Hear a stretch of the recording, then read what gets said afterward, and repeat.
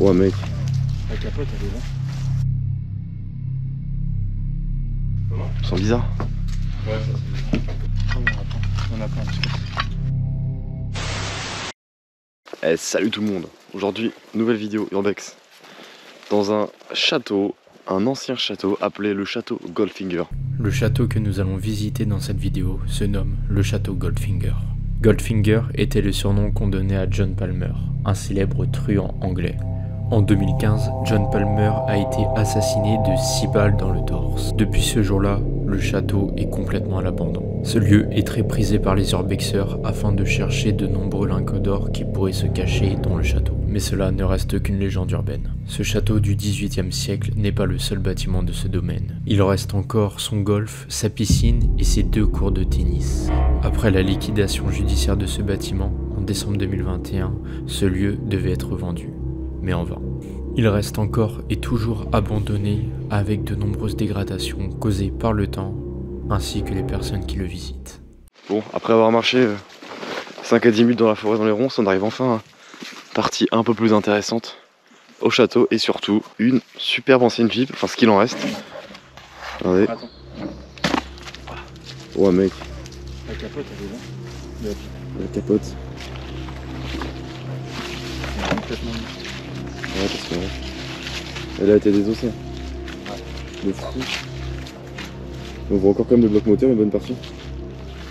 Ah, il était pas si ruiné que ça avant que les gens commencent à le dépouiller. Je pense qu'il était en très bon état.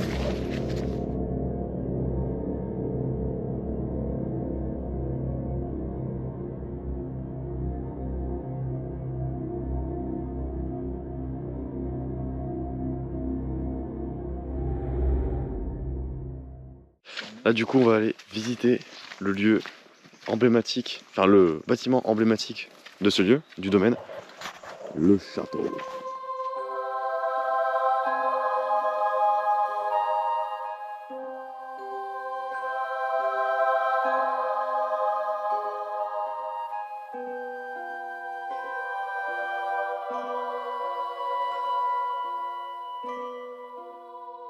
À l'intérieur il a un petit peu pris cher.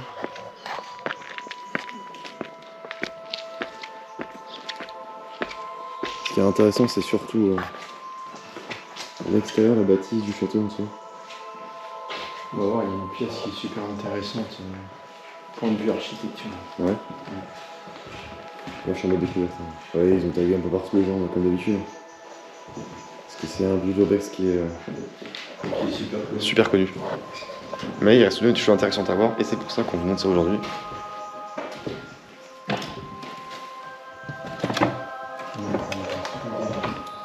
Ouais, donc c'est foncé. Je suis encore le fond avec les bastons. Hein.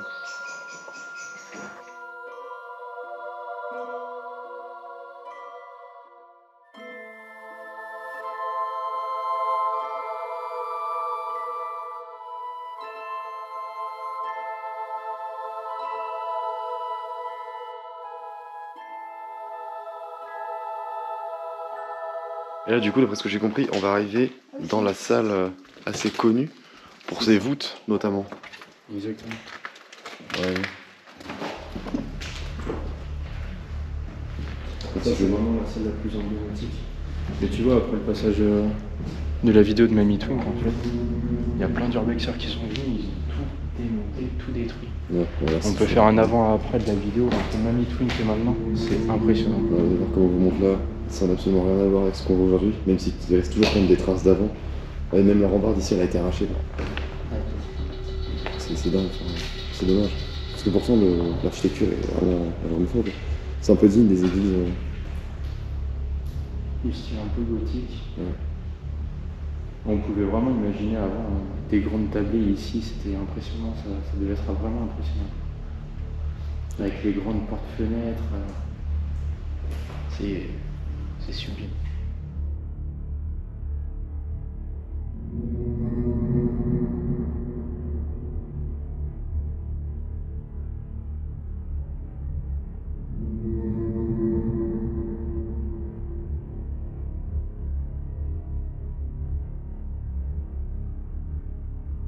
La cheminée, là, en bas, elle est folle. Imaginez La taille des flambards qui défient à l'intérieur.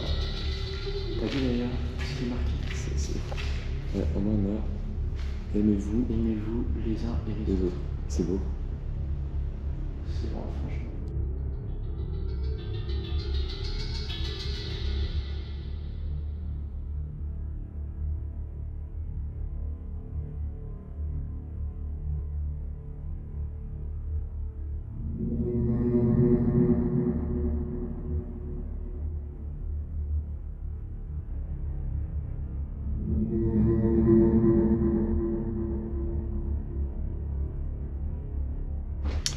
Là du coup, on va prendre des escaliers en colimaçon dignes des châteaux médiévaux qu'on connaît bien.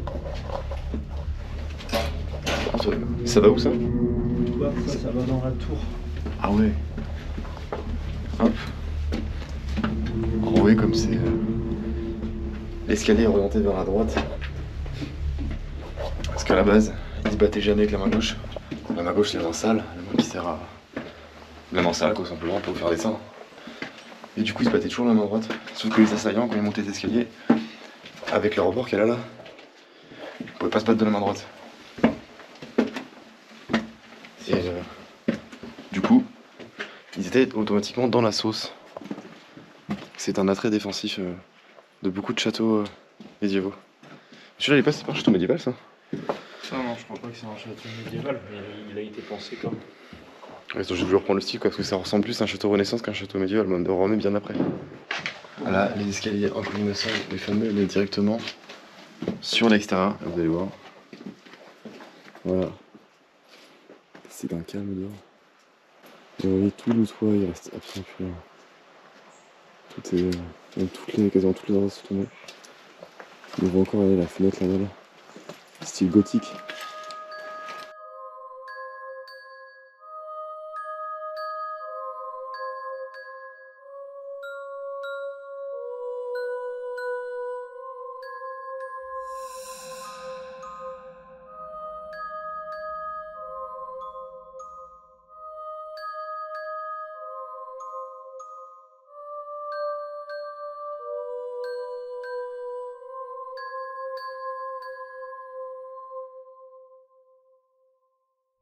Nous arrivons maintenant à une petite chapelle. Le temps l'a complètement rattrapé a priori. La nature, regardez. Toute petite chapelle. C'est juste à côté du château.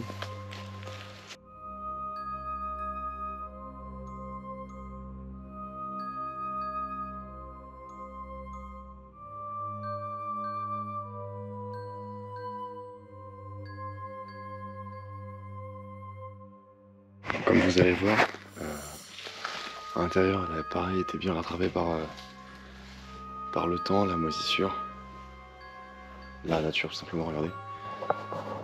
On voit toute la charpente est complètement à nu.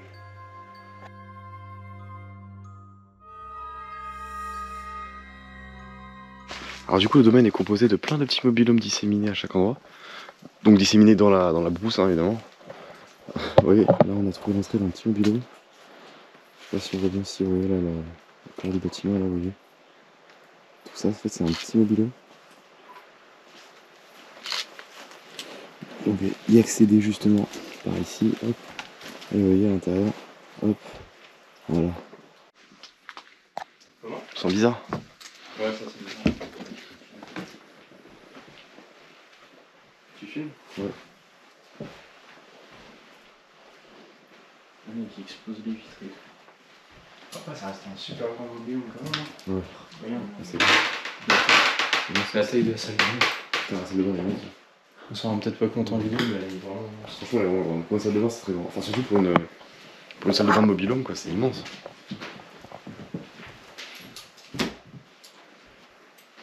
Ouais, c'est tout pété. Oui. Un placard encore en bon état, plus rien.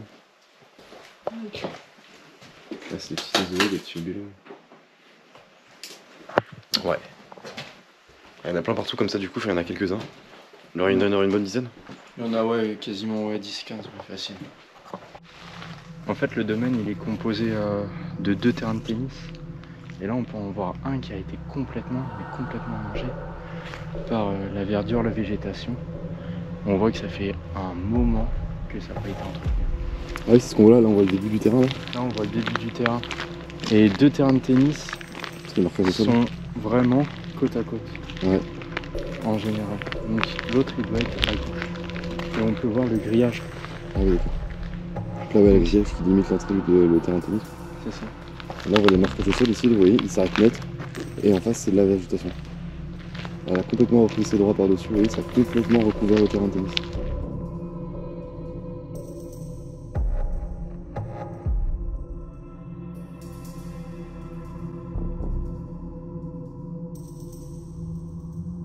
Vous allez voir la piscine, elle est complètement aussi remplie de verdure. Hop, vous voyez. On voit même plus le bout de la piscine quoi.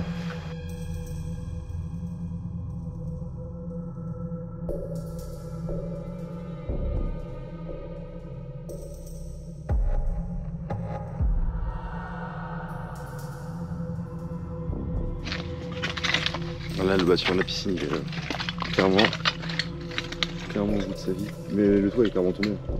Ah, il y a pas de fond. Et... on a plein de choses.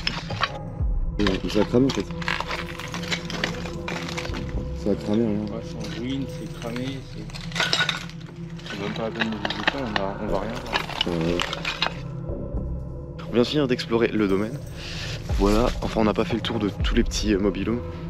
Le truc c'est qu'il y en a tellement, et surtout vous avez vu comment on a galéré à accéder au reste du site là, donc clairement tous les mobilhomes c'est un peu compliqué. Donc bref, on va essayer de retrouver la sortie.